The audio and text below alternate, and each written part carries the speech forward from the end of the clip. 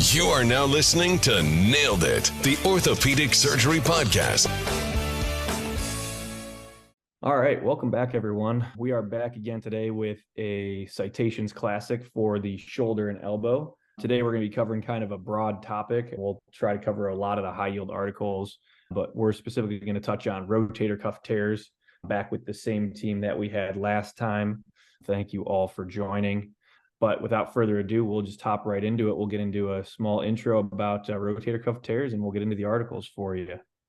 All right, just to get us started off, we're going to give a little brief intro about what the rotator cuff is. So the rotator cuff, for those that do not know, it's comprised of four muscles, including the subscapularis, supraspinatus, infraspinatus, and teres minor. The rotator cuff is important because it functions as a dynamic stabilizer of the glenohumeral joint. It's important in balancing force couples in transverse and coronal planes of this joint. Literature has shown that approximately 30% of adults greater than the age of 60, as well as 62% of adults greater than the age of 80, have asymptomatic abnormalities of the rotator cuff. There's been numerous mechanisms of tears described in the literature, including chronic degenerative tears, chronic impingement, acute avulsions, as well as iatrogenic injury. And interestingly enough, in 1834, John Gregory Smith first described rotator cuff rupture in his works titled Pathological Appearances of 7 Cases of Injury of the Shoulder Joint with Remarks, which was submitted to the London Medical Gazette.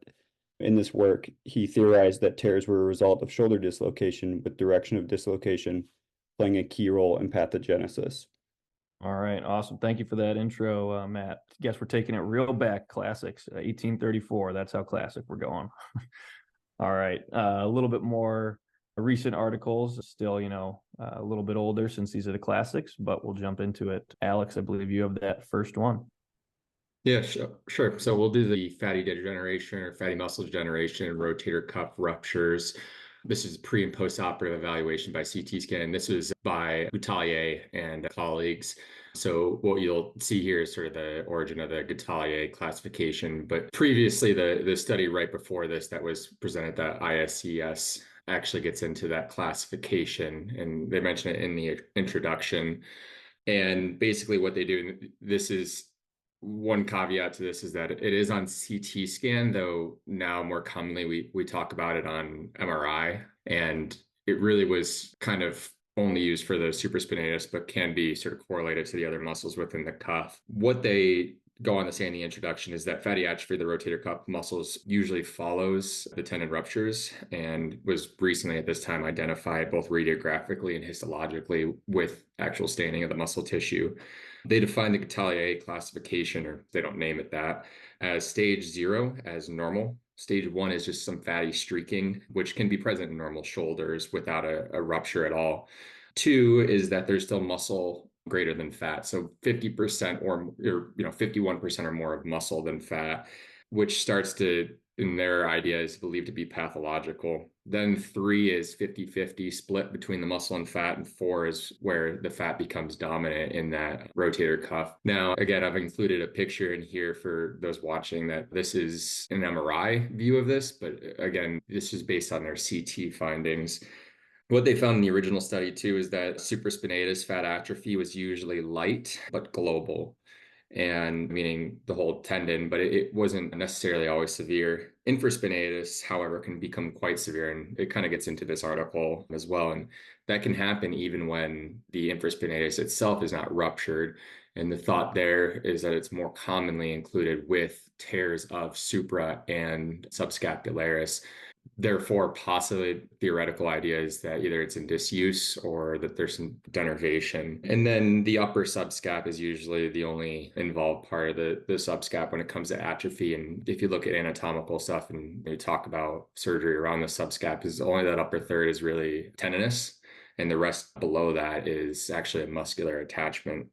So kind of therefore explaining how that atrophy occurs. So they wanted to answer 3 or so questions here. Is fat atrophy a progressive or static event after rupture? Is that fat atrophy reversible?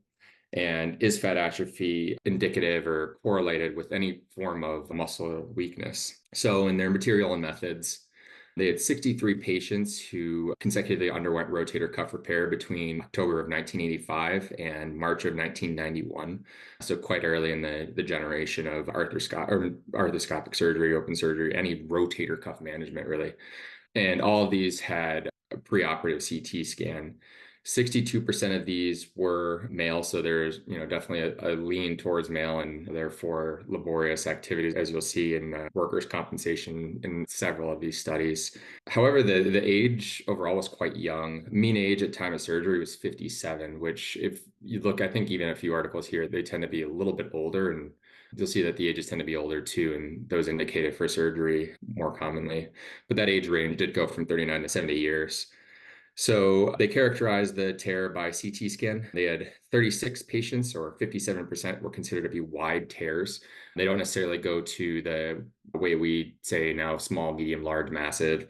17 of the 36 patients had two tendon involvement, being the supraspinatus and the infraspinatus. 13 of those had the supraspinatus and the subscapularis, and then 6 patients had all 3 tendons involved.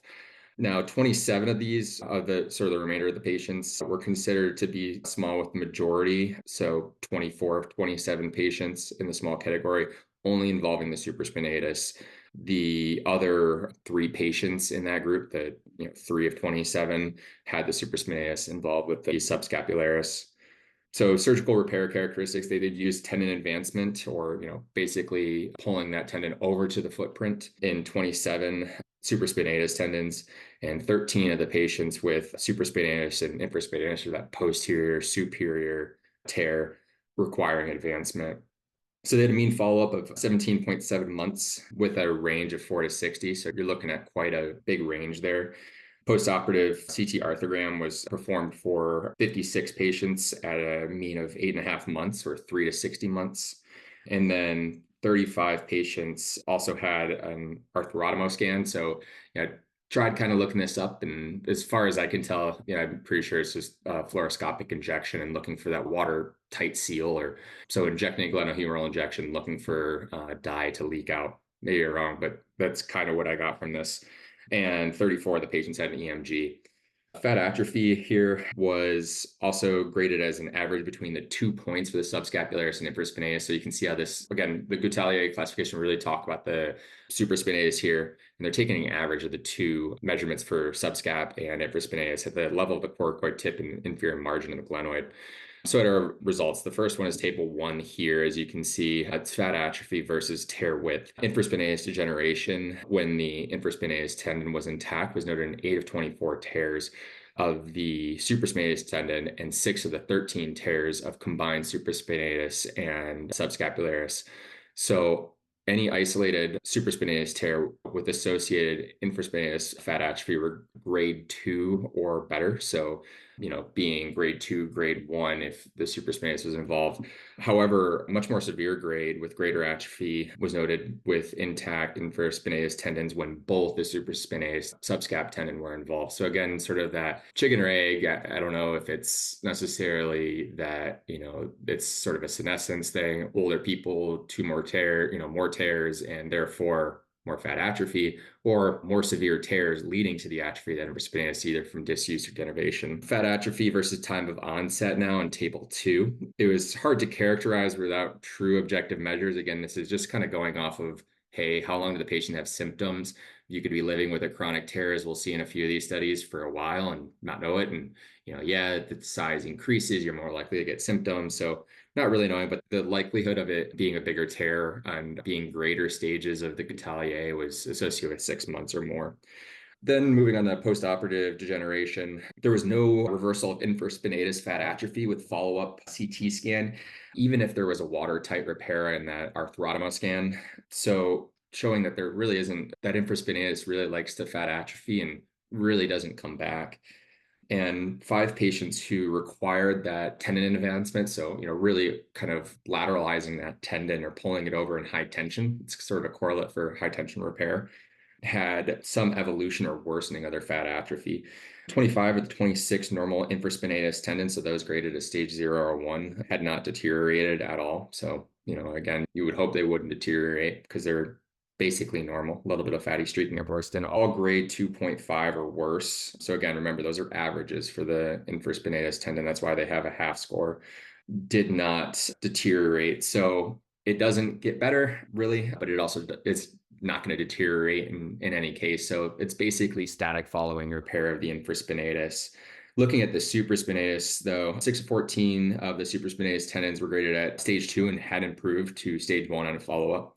One patient who had, basically overtension, again, a double advancement, had stage 3 to stage 4 of the supraspinatus and stage 0 to stage 2 of the infraspinatus on follow-up. This person also did have EMG evidence of suprascapular nerve impairment, which is another sort of thing that gets addressed once in a while in the rotator cuff literature, is that idea of decompressing the suprascapular nerve. This guy had pretty severe disease to begin with, so take that with a grain of salt. Fat atrophy versus muscular function. They looked at the first correlate of external rotation passively with infraspinatus atrophy, and they didn't notice any change. So moving on to the muscle function versus muscle atrophy, what they did was they looked at fat atrophy of the infraspinatus and compared that to patients' passive and active external rotation the average overall passive external rotation, which, they're just really looking for stiffness. There was 74 degrees, but for active external rotation in patients with mild to no fat atrophy, so stage 2 to stage 0, average about 50 degrees of external rotation, which is pretty good. And then looking at stage 3 to 4 is an average of 32 degrees, which still is not awful and, pretty acceptable. But that delta of 18 degrees is pretty clinically significant, but small numbers resulted in a not statistically significant result. Could be random, could not. But, you'd think that fat atrophy that's weak, it's going to be weak in external rotation. The post-operative external rotation, though, versus fat atrophy, so all that stuff above is preoperative. 28 patients with a documented high-quality repair, again, on that fluoro shot. Preoperative stage of 1.5 to 2 was 46 degrees, and patients with stage 2 or greater had a delta of 13 degrees, or an overall of 13 degrees. So you overall were, again, here still unable to show statistically significant results, but this could be changed with the actual low numbers here. So they are showing some amount, especially in those preoperative numbers, showing something to kind of keep your eyes on. But again, numbers were too small. Then finally, the recurrence rate. So they had a pretty severe recurrence rate. Certainly to today's standards, as you'll see, it's not that severe, really. 25% or 14 to 56 of the supraspinatus repairs failed with an associated progression of fat atrophy of that supraspinatus. And that fat atrophy progression was more significant in stage 2 or greater. Infraspinatus tendon also demonstrated fat atrophy progression at about a 50% rate. So 50% of these when the stage 2 was seen preoperatively, whereas lower grade, so 1.5, 1, 0, if there was a lower grade, so only 10% there. So looking at our conclusions here, so is fat atrophy a static or progressive following rupture of the rotator cuff? The infraspinatus tendon may progress when symptoms are present beyond 6 months. But again, we're talking about historical, we're not talking about image verified stuff. Is fat atrophy reversible following repair? If so, is this influenced by the quality of the repair? Essentially, no, there wasn't any idea if the infraspinatus moved at all. Really, they did not increase or decrease. And there was some modest improvements in supraspinatus fat atrophy following repair, and it was associated with failure. So supraspinatus tendons that fat atrophied were more likely to fail, and those that were more fat atrophied were likely to fail as well. As it says in point B, preoperative fat atrophy does not seem to progress post-operatively with adequate repair as well. Functional outcomes, yes, muscle strength is most likely associated with fat atrophy, and that makes sense both biologically and looking at those clinical differences I said, but again, these numbers were too small to make that definitive conclusion. So plenty of authors later on came around to prove that. All right. Yeah. Thank you for that, Alex. That was awesome. That really kind of sets the groundwork for a lot of further discussion about our rotator cuff tears with the Goudier classification. And with that, we'll move on to the next article. Hi, everyone. I'm Teja. So I'll be talking about the JVGS paper from 2015, kind of going over the arthroscopic repair of the supraspinatus cuff. And it's one of the earlier studies and done by a team in France by Boyle. So at the time of the study, again, 2005, arthroscopic rotator cuff repair was still kind of being introduced with only short-term or mid-term data available. And the surgical technique that the authors themselves describe is kind of a step-by-step first. So first they do a superior capsular release and rotator interval coracohumeral ligament release. And this is done to allow for a low tension reduction of the supraspinatus tendon to its anatomical position. And essentially after they adequately visualize and release the tendon, then they prepare and create a bleeding cancellous bone bed, specifically in the upper surface of the greater tuberosity through the use of a burr, and remove any soft tissue or cortical bone in the area. And then anterior lateral portal is used to drill the anchor holes, keeping it perpendicular to the lateral cortex of the greater tuberosity. And then it's done in usually 5 to 2 millimeter intervals, and they pass the suture through the cuff and create a suture hook that's inserted in the anterior medial portal and pass through to the tendon edge in an inverted mattress fashion. And then some additional steps they do at the end, the authors describe it in about 94% of the cases. They also did a subacromial decompression with an acromioplasty. And that's essentially for anterior superior impingement of the cuff with the acromial arch. And the biceps tendon also had some degree of wear or appeared inflamed in most of the patients. So a tenodesis was also done with an absorbable interface screw. And so the essential purpose of the study is just to look at this arthroscopic rotator cuff repair and really see if the tears do heal, and just compare it with prior studies done for open repairs. So the study design, they described about 85 patients met criteria. When they included the inclusion criteria, about 65 patients were ultimately used in the study. And the criteria were they had to have a full thickness tear of the supraspinatus with an intact subscap and infraspinatus. And they had to be treated with an arthroscopic cuff repair and had to have imaging done that allowed the authors to look at the tendon healing and cuff integrity. So specifically a CT, which was preferred, but in situations it was not, they used an MRI. And this was done at least 6 months after the surgery. And then finally, a clinical exam also performed with the minimal 2-year follow-up. And so they classified the supraspinatus tear based on the retraction in the coronal or sagittal plane. So if you look at the figure to the right, you see that stage 1 is usually a tear that's maintained on the lateral margin. Stage 2, which is described as moderate, is when it's exposed to the humeral head, but not necessarily the glenoid.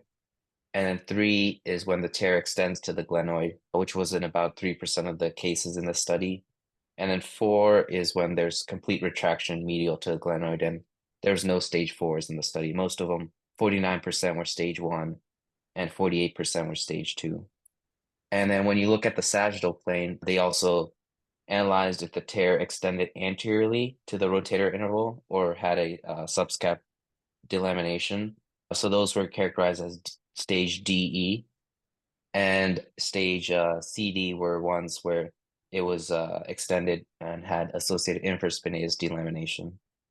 And the outcome measures they used were the constant score, the UCLA score, a simple shoulder test, and satisfaction. So classic patient-reported outcome measures.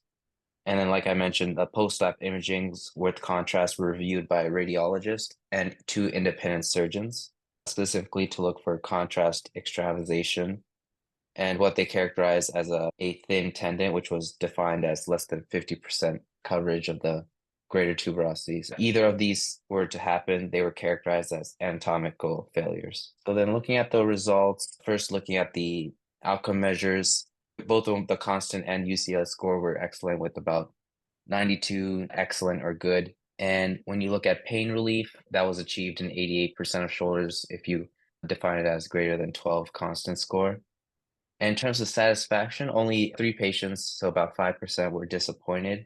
And the primary reason they mentioned was because of persistent pain. And looking at the imaging and the tendon healing, so 71% of the tendons healed completely, 5% were partial, and about 25% were incomplete. And what they noticed was that usually patients who had incomplete cuffs suffered in terms of post-op strength and the constant score. There was only one complication that had to be done a revision for, and that was for persistent stiffness. So an arthroscopic arthrolysis was done just to remove some adhesions. And again, looking at specific factors that influence the healing. So the primary thing seems to be age. If you look at the graph to the right, you see about 95% of the tendons in patients younger than 55 were healed completely.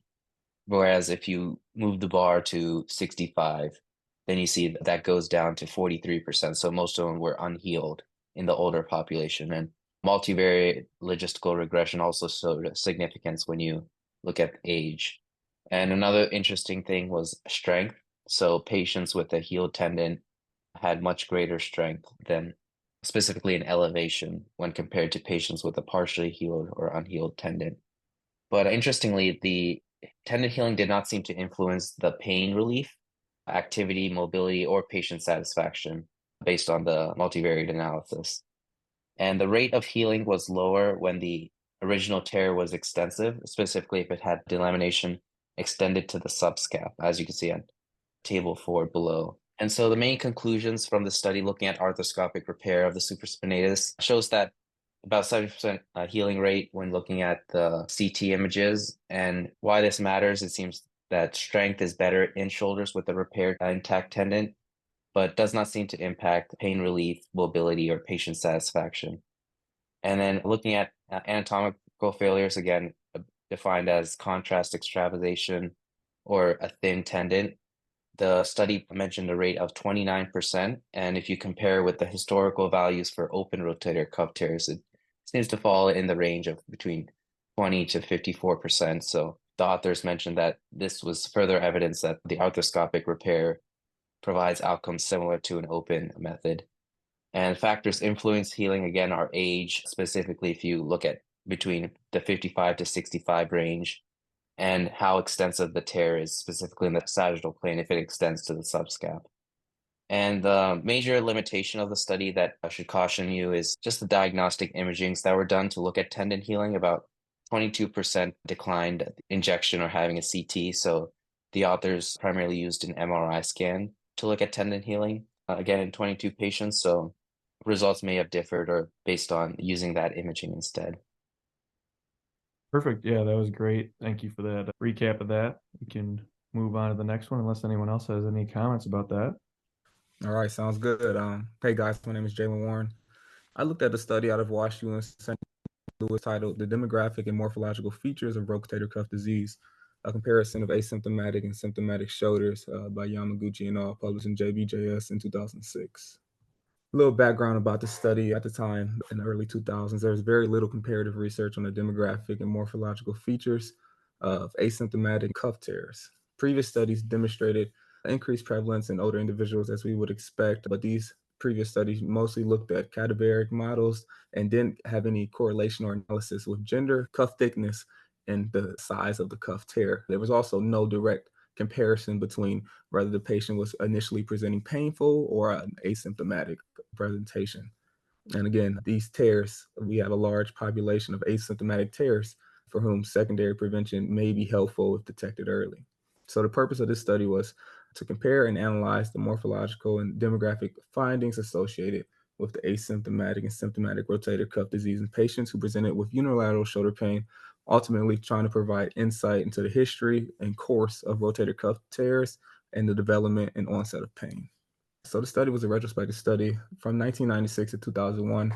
It included 588 consecutive patient records who had complete bilateral shoulder ultrasound evaluations, along with complete data for both shoulders regarding presence, rotator cuff tear size, and location of the tear if present. Patients were excluded if they had bilateral symptoms present on initial exam, if they had any other previous surgical procedures to either shoulder, asymptomatic, and as well if they had any preceding trauma or inflammatory arthropathy. In terms of the protocol, patients were initially asked a yes or no if they had pain in either shoulder, and if they answered yes to one of those, they would be included in the study. And then obviously if they answered no, and also if they answered no to any previous surgeries on either shoulder, they would also be included in the study. In terms of rotator cuff sizes in this study, they considered tears less than 15 millimeters to only involve equal to or less than 15 millimeters to only involve the supraspinatus. Tears 15 millimeters and up to 30 millimeters to include the supra and infra, and tears greater than 30 to include the supra, infra, and tears, and classified as massive. And this was looked at based on ultrasound at the level of the anatomic neck and the transverse dimension. In terms of data analysis, they looked at age, presence or absence of tears, the width of the tear, type, the partial versus full thickness of the tear, and whether the pain was present or not upon presentation. So in the population, again, we have 588 patients who ultimately ended up being qualified for the study. 212 had bilateral intact rotator cuff tears, 199 had unilateral rotator cuff tears, 177 had bilateral rotator cuff tears as well. Of those 177, 82 had bilateral full thickness, 54 had one unilateral full and one unilateral partial, and 41 had bilateral partial thickness cuff tears. Going back to the population size, the average age was about 63 for the individuals included in the study. And then obviously, again, patients who had previous surgery or incomplete records were excluded. In terms of looking at the results of this study, patients who ended up having unilateral tears, 93 of those 97 tears were partial, and they were also presented as painful and symptomatic upon presentation. 102 patients had full unilateral rotator cuff tears, in which 101 presented as symptomatic and painful. Other patients with bilateral tears, approximately 177 had bilateral, and 82 had full bilateral rotator cuff tears. The other 95 had at least one partial cuff tear. Of those 95, 41 had bilateral partial cuff tears, 6 had partial rotator cuff tear in the painful shoulder that they presented with, and actually had a full rotator cuff tear in the non-painful shoulder. Another 48 had a full rotator cuff tear in the painful shoulder and a partial rotator cuff tear in the non-painful shoulder. And then 41 had bilateral partial rotator cuff tears. In figure 1 in the top graph, patients with full rotator cuff tears on the painful side had a 35.5% chance increase of having a full thickness on the contralateral side. So approximately 1/3 of the patients that they found who had a full rotator cuff tear thickness also had a full thickness cuff tear on the other side. About 21% had a partial contralateral rotator cuff tear, and about 44% ended up having no abnormalities on the other side. In figure 2, the patients who presented with painful shoulder but ultimately had no rotator cuff tears found by ultrasound, approximately 97.9% had normal contralateral rotator cuffs, and about 1.8% ended up having a partial rotator cuff tear in the contralateral side, and 0.5% of those patients had a full rotator cuff tear. So in terms for the patients who had no rotator cuff tear found, the average age was 49. Patients who had a unilateral rotator cuff tear, the average age was 59. And patients who presented with bilateral cuff tears, the average age was 68. In terms of tear size, median tear width for patients who presented asymptomatic was approximately 15 millimeters. Indicated in this study, it only included the supraspinatus. Median tear for symptomatic patients was 22.7 millimeters, indicating it included the supra and the infra, and approximately the size difference between painful and non-painful shoulders who ultimately had bilateral tears was 5.4 millimeters. And also in the results, age, gender, and cuff thickness was not found to be significantly related to the size of cuff tears, regardless of pain. So ultimately, this study took away that the development of symptoms was associated significantly with an increase in pain and a decrease in the ability to perform activities of daily living. Being age 60 or older was a statistically significant forensic etiology associated with having a strong likelihood of bilateral rotator cuff tears, regardless of pain. Then also that the painful shoulder and bilateral rotator cuff tears was approximately about 30% larger than rotator cuff tears in patients who had non-painful shoulders. So what's the takeaway? Now, full rotator cuff tears should be monitored for size progression and the development of contralateral symptoms to ultimately create a better treatment plan for these patients who are presenting. Again, this study did have some limitations, being that it was a retrospective study. It also was very subjective, as the patients were ultimately just asked yes or no in terms of having pain in either shoulder. It wasn't quantified.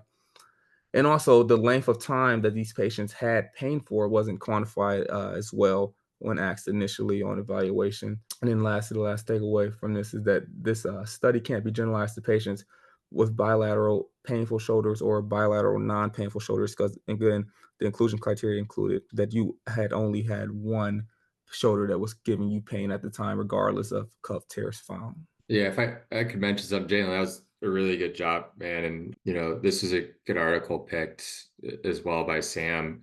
This article is like really good, quizzing or, pimping fodder in the OR with your sports attendings.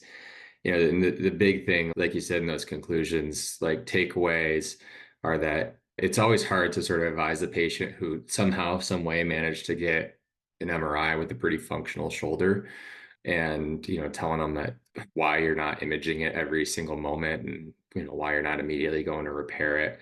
But also that like, when you know sort of thing, telling patients like, oh, how do I know it's going to get worse? You'll know it's going to get more painful.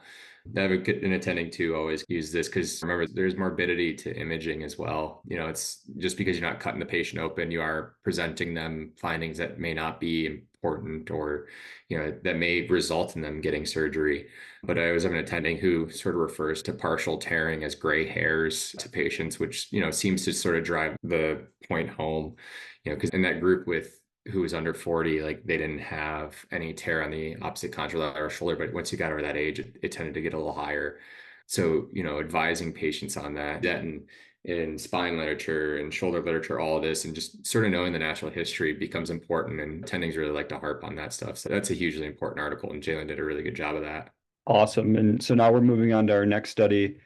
Once again, published in JBJS. This one was in 2010, titled Symptomatic Progression of Asymptomatic Rotator Cuff Tears, a prospective study of clinical and sonographic variables. And this work was continued by Dr. Yamaguchi, looking at the progression and natural history of rotator cuff tears. So just for a little more background, so little information was known at this time as to why some rotator cuff tears were painful, as to others why were asymptomatic. And as we stated previously, the natural history of the rotator cuff tear was unknown. Many questions were unanswered, such as why is there such a high prevalence of asymptomatic rotator cuff tears in elderly populations, and some developed pain while others did not. And really, these authors set out to evaluation of risk and pain development, the identification of factors that are related to the development of pain. And really understanding risk factors could help identify those at risk and guide preventative and therapeutic strategies in the treatment of their conditions. So as an aim of this study, the authors set out to identify changes in tear dimensions, shoulder function, and glenohumeral kinematics when an asymptomatic rotator cuff tear becomes painful, and to identify characteristics of individuals who developed pain compared to those who remained asymptomatic. So once again, this was a prospective longitudinal study over a period of 5 years. It included a cohort of 195 patients with asymptomatic rotator cuff tears. And it's important to note that this was a subgroup of ongoing prospective cohort study at the time. So this included evaluation of both shoulders with unilateral shoulder pain. And along the way, these patients were annually monitored for new pain development, which we'll describe later, as well as tear size, fatty degeneration of the rotator cuff, glenohumeral kinematics, and shoulder function. The authors also included a strict inclusion and exclusion criteria. It's important to note that those included in the studies were those who presented for bilateral shoulder ultrasonography to investigate unilateral shoulder pain without a history of shoulder injury, those who were discovered to have a rotator cuff tear in the non-painful shoulder, also those who were discovered to have a rotator cuff tear, either full or partial thickness in the asymptomatic contralateral shoulder, those that were verified as persistently asymptomatic at the time of study initiation, and those who had no history of either trauma or shoulder injury and remained free of injury for the duration of the study. And so the authors included a definition of substantial pain at the beginning of the study, which was greater than 3 out of 10 pain score that lasted for 6 weeks, or pain that was greater than expected on a normal daily living, pain that requires medications, as well as pain that prompted physician evaluation. And then we come back to the idea of what is classified as a new pain. The new pain definition was considered pain without an injury, or a pain score with greater than 3 out of 10 that lasted longer than 6 weeks, pain that required formal consultation, and pain that required the use of medication, as well as pain that presented at night and had affected sleep for longer than 6 weeks. So throughout the course of the study, there's 3 time points in which they revisited the patients, the first being at the time of enrollment, the second being the first visit, in which subjects in the asymptomatic group returned for their first annual shoulder exam, or those in the symptomatic group were last evaluated before the onset of new pain. And then the second visit was when the subjects in the asymptomatic group returned for their second annual shoulder exam, or when subjects in the symptomatic group first developed pain. And so looking at the metrics studied throughout the paper, of course, using shoulder ultrasonography to look at the rotator cuff tear itself, as well as shoulder function assessment, using ASES scores, SF35, as well as a physical exam with active and passive range of motion and strength. They also utilized radiographical analysis of glenohumeral kinematics utilizing standard radiographs, which we'll see later. And then for those patients who developed a new pain, the parameters of the patients were compared to before and after the pain to kind of see what changed. So continuing on with the population studied, so this included 195 subjects. 44 of those 195 developed a new pain in the asymptomatic shoulder, which then became the symptomatic group. They had a mean age of 63.3, and 66% of them were males, while 34% were females. 55 patients who remained asymptomatic, which became the asymptomatic group for 2 years. They had a mean age of 63.1, as well as 55% males and 45% females. Of the 195 subjects, 96 patients were excluded. 62 remained asymptomatic, but had not been in the study for who had been in the study for less than 2 years, as well as 32 patients who withdrew, and then 2 patients had inadequate data throughout the study. So now we want to ask ourselves, when did the pain develop? And the study showed that there was a mean time of 1.93 plus or minus 1.2 years after enrollment. So we could say around 2 years is when their pain first developed. We ask ourselves which shoulder. They showed that 24 or 56% of the 43 subjects of the symptomatic group had the asymptomatic tear in the dominant side, while 14 or 26% of the 54 subjects of the asymptomatic group had the asymptomatic tear in the dominant side, which was statistically significant. Few subjects also reported their work demands as sedentary, as opposed to most described their work as manual labor or between sedentary or manual labor. So we can see that the vast majority of them were using their upper extremities in some fashion, as well as most patients described some level of participation in sports, so having an active lifestyle. So looking at the results section here, in terms of rotator cuff progression, 23% of the symptomatic group had a tear progression compared to only 4% of the asymptomatic group. They also showed enlargement of full thickness tears and conversion of partial to full thickness tears. The size of the full thickness tear increased significantly, with 18% of the full thickness tears showing an increase in greater than 5 millimeters. And then 40% of partial thickness tears had progressed to full thickness tears. In terms of fatty degeneration of the rotator cuff muscles, pain development and asymptomatic rotator cuff tear was not associated with the progression of fatty degeneration. So looking at the shoulder function exhibited by these patients, ASES scores decreased by 28% in those who became symptomatic, where there was no significant change observed in those who remained asymptomatic. Furthermore, all measures of shoulder range of motion were decreased except for external rotation at 90 degrees of abduction in those symptomatic, as well as the authors also noted that the SF35 scores did not significantly decrease after the pain development, as shown by table 3 on the right. So in terms of glenohumeral kinematics, the authors noted that there was an increased compensatory scapulothoracic motion in relation to the glenohumeral motion during early shoulder abduction with pain development, but there was no other significant changes as noted on their glenohumeral kinematic studies. Furthermore, in terms of pain development, those who developed pain had significantly larger tears at the time of study enrollment, as well as dominant hands showing a greater amount of pain development compared to the non-dominant. So rounding out with our conclusions here, All studies are not without their limitations. So once again, this was an early report of an ongoing longitudinal cohort study, and it included only a subset of those who developed pain were included. And there was questions of the duration of follow-up. All patients had bilateral disease, so it kind of leaves the question, what about those with unilateral disease? And then as well as how long was the disease present since they were asymptomatic at the time of enrollment. So, but some great strengths of this paper is that there was validated objective measured studies. They included a strict definition of pain as well as strict inclusion and exclusion criteria. And really, the study serves a great importance for both two parties, both the patient as well as the surgeon.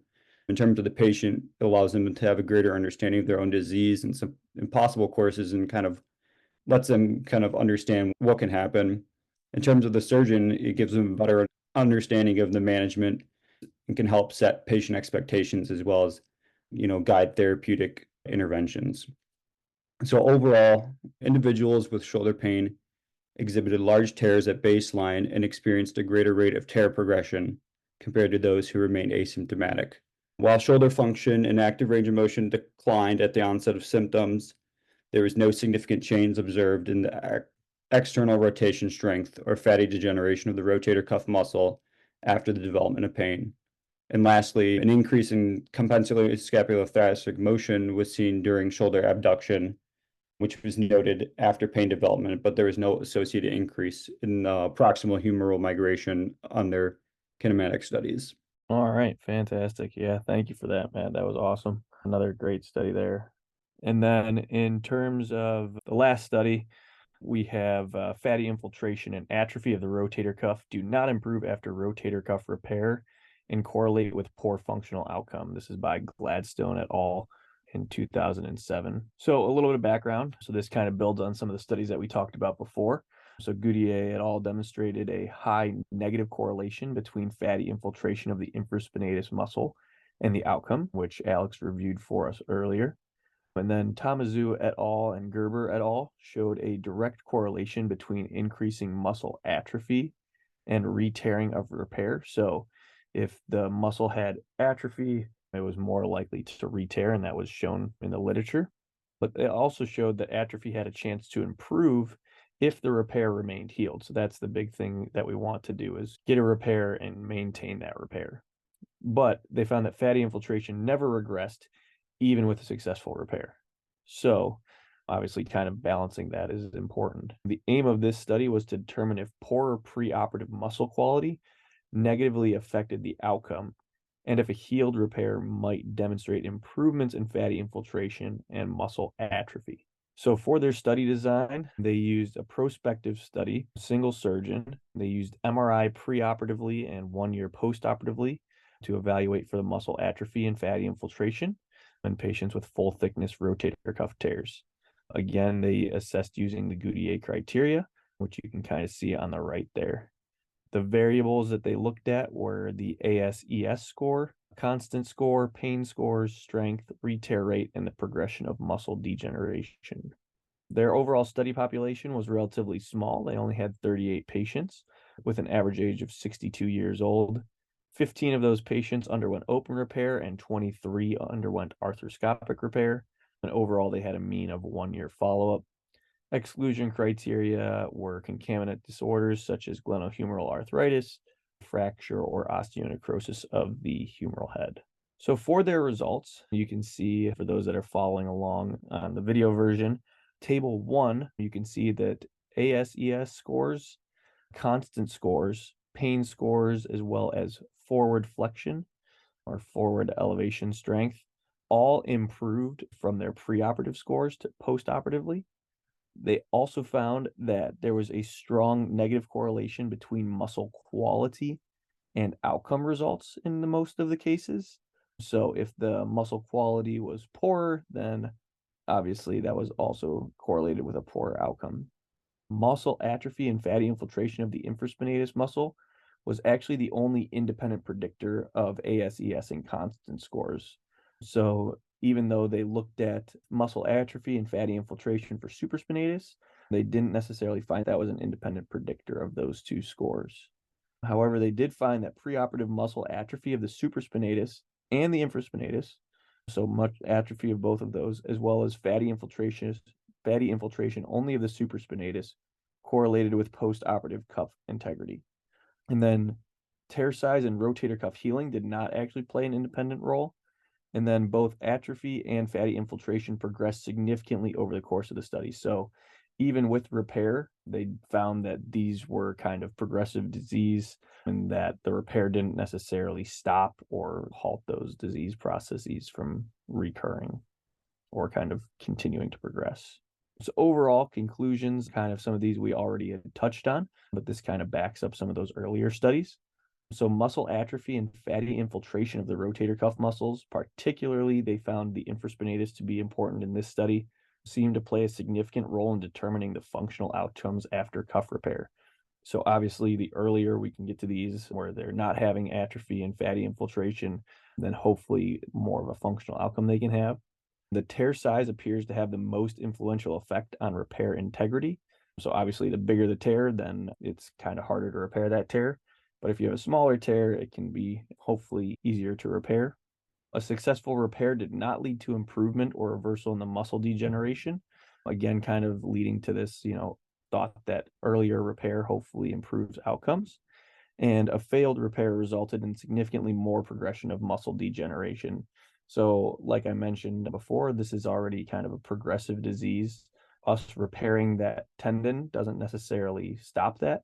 But if you re-tear after already having it repaired, it seems to accelerate that process more. And then lastly, repair should be performed more significant deterioration in the cuff musculature if possible. So if there's a larger tear, then we want to get to that, especially before it kind of degenerates and progresses along this course. All right. And that's all we have for this episode. Alex, did you want to say something? Sorry. Yeah, I think this is just one hugely important concept. It's not really like an article that can be put in a classic citations just because it's more of just somebody's opinion on things. But there's a Burkhart's article on, and you guys can look it up on your own if you're listeners, the idea that suspension bridge concept. And this article sort of highlights it too, is that again, that function of the infraspinatus seems to be really important in outcome. And it's that idea of the anterior posterior cuff. What you saw in a few of these articles was that the infraspinatus can atrophy irrespective of whether or not there's a tear in it. And that can depend on the function of the anterior superior cuff, so the subscap and the supraspinatus. And a lot of people will talk about sort of a balanced shoulder, and the balanced shoulder is the anterior posterior cuff, the infraspinatus, and the subscap. Those are intact. Again, we do show that there is some better strength and outcomes when you're talking about like the constant score and everything with supraspinatus being intact or not, but you can still have an overall functional shoulder and a happy patient with a balanced shoulder. So keeping that infraspinatus intact, and the idea behind these partial repairs or single rows, which you'll hear some higher level stuff talk about, becomes important. But, as a sort of supplement to this, I'd really encourage anybody to look at that sort of suspension bridge concept of the glenohumeral joint and how that anterior and posterior cuff can sort of work even when there is a defect. And what you see is that that defect may not even be really correlated, as we saw, to patient pain, and patients can function pretty well without that. And while they may have some limitation, it's definitely not a complete disability. Fantastic. And on that note, with some further reading for all our listeners out there for other important concepts, we will kind of end the episode here, and we'll see you back next time for our next episode of the Citation Classics in Shoulder and Elbow.